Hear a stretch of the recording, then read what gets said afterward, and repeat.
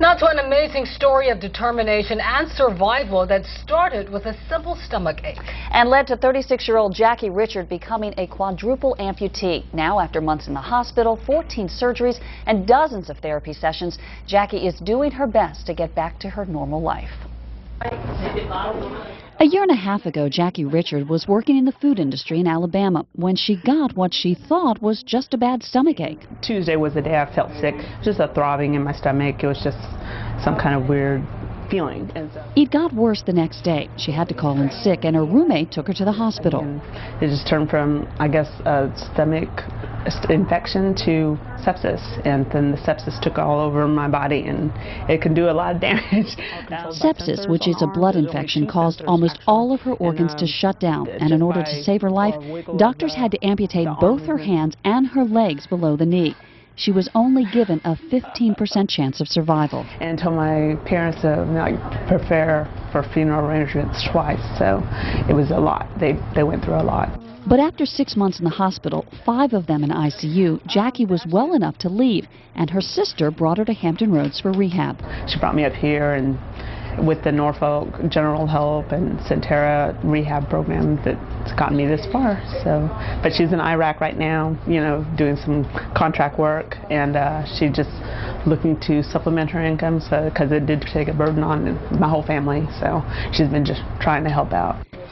Jackie's doing her part too. When she started intensive daily therapy at Sentara Day Rehabilitation Unit about a year ago, she was using a wheelchair. Now she has new prosthetic legs and myoelectric hands, which respond to her muscle contractions. You will not meet more of a fighter than this girl, really. And I would set goals and she'd blow them out of the water. Jackie and her therapist agree her attitude and determination are key. I've always been a bubbly person. I don't know why, but that's just always been the way that I was raised.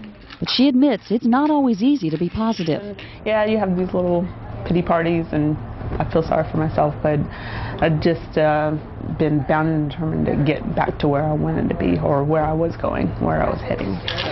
And that's back into the food industry. But she's also pretty good at working with her therapist to come up with devices that help her do everyday activities without always having to use her myoelectric arms, which can get pretty heavy. I've been very creative in coming up with different ways to make things happen, and I guess with that determination, I probably can't fail.